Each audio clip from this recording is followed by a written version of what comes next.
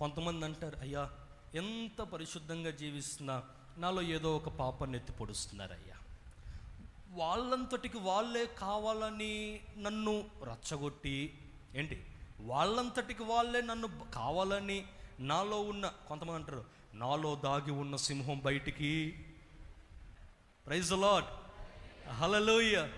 కొంతమంది అనే మాట, అయ్యా నేను ఏ తప్పు చేయకపోయినా నన్ను రచ్చగొట్టేస్తున్నారయ్యా, నాతో అబద్ధాలు మాట్లాడే విధంగా, నా నోరు జారే విధంగా, నేను వ్యంగ్యంగా ప్రవర్తించే విధంగా, నాలో ఉన్న టెంపర్ అంతా బయటికి వచ్చే విధంగా నన్ను బాగా ఇది చేస్తున్నారు. ఈ రాత్రి నేను చెప్తున్నాను, నువ్వు ఎవరో నా దేవునికి తెలుసు. ప్రజలు వేసిన ముద్రను బట్టి నువ్వు బాధపడొద్దు.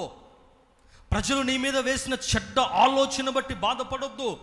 ప్రజలు ఏదో అనుకున్నారని చెప్పి, ప్రజలు నీ గురించి ఏదో సాక్ష్యం ఇస్తున్నారని చెప్పి వాళ్ళు ఈ విధంగా మాట్లాడుతున్నారండి, నన్ను గురించి ఈ విధంగా చెప్తున్నారండి, నా గురించి ఇటువంటి బ్యాడ్ ముద్ర నా మీద వేశారండి అని చెప్పి నువ్వు బాధపడొద్దు.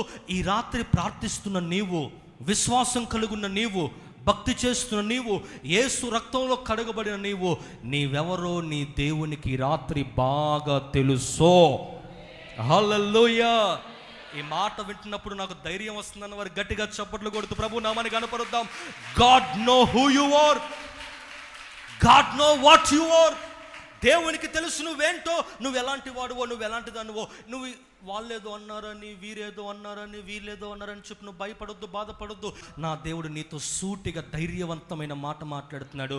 బిడ్డా, తల్లి, అమ్మా, అయ్యా, నువ్వెవరో నాకు తెలుసు, నువ్వెవరో నాకు తెలుసు. నువ్వేం బాధపడాల్సిన పని లేదు.